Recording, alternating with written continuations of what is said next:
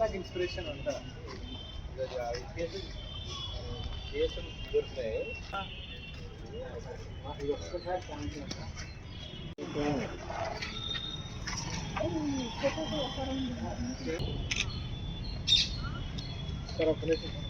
Stop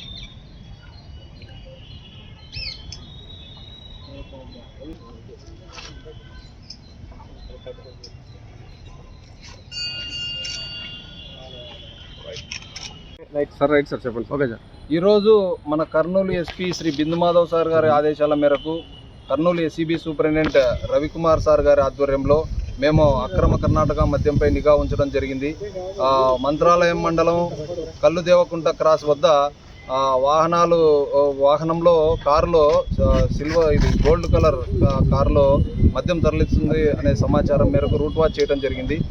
అందులో ఒక 4 వ్యక్తులను పట్టుకొని 37 మద్యం బాక్సులను స్వాధీనం చేసుకోవడం జరిగింది. వాళ్ళని రిమాండ్కు పంపడం జరుగుతోంది. వాళ్ళు 3 వచ్చేసి రచ్చమరి గ్రామానికి చెందినటువంటి వాళ్ళు, ఒక వ్యక్తి గుండ్రేవుల కర్ణాటక రాష్ట్రానికి చెందినటువంటి వ్యక్తి. ఇలా 4 కూడా రిమాండ్కు పంపడం జరుగుతూ ఉంది.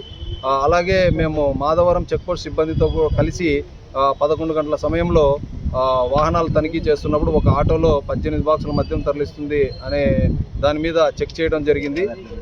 అక్కడ దొరికినటువంటి 2 వ్యక్తులు కూడా మమ్మల్ని ఆదోనిగిలో మరాఠా గేరికి చెందినటువంటి బండి ఫయాజ్, బండి ఆలీ అనే వాళ్ళు పంపించడం జరిగింది అని చెప్పడంతో వాళ్ళ మీద కూడా ఎఫ్ఐఆర్లో ఇన్వాల్వ్ చేసి కేసు నమోదు చేయడం జరుగుతూ ఉంది.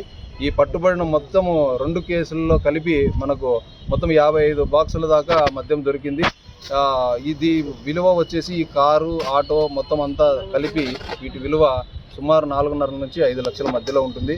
నా పేరు భార్గవరెడ్డి, సెబ్ సిఐ ఎమ్మిగనూరు.